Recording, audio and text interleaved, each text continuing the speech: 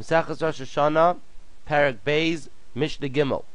In the previous Mishnah we learned that originally the way that the Bezdin would notify people when Rosh Chodesh was through lighting fires.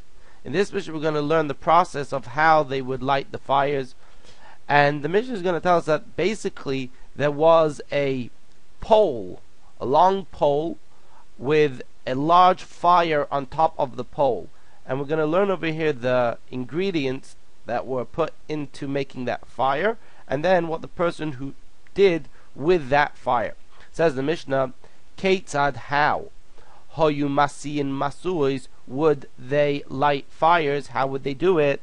Says the Mishnah, Meviin, they would bring kulun sa'os, poles, shal erez, of cedar wood, arukin, that were long. So they would bring a long pole of cedar wood, v'kanim, and twigs, v'atze shemen, and oily firewood, una oires shel pishton, and strips of flax, v'koirech b'mashicha, and they would tie it all in a string. So you would have the long pole with twigs and oily firewood and strips of flax, all tied together with a string.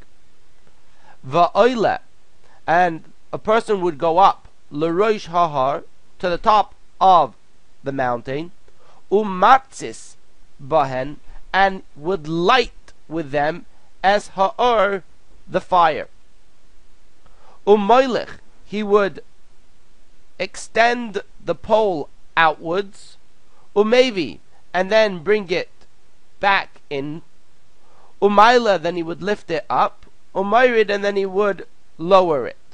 So he would be doing a waving action, bringing it out, bringing it in, like what we do with the lulav. We go out, we go front, we go back, up, down.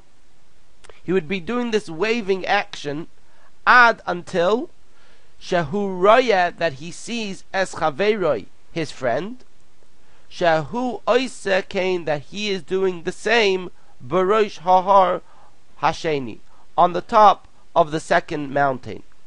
V'chein barosh hahar hashlishi, and the same thing would happen with the second person. He would do it until he saw it on the third mountain, and so on. That's the way the message would travel from one mountain to another mountain, by the person lighting these fires and waving the poles around.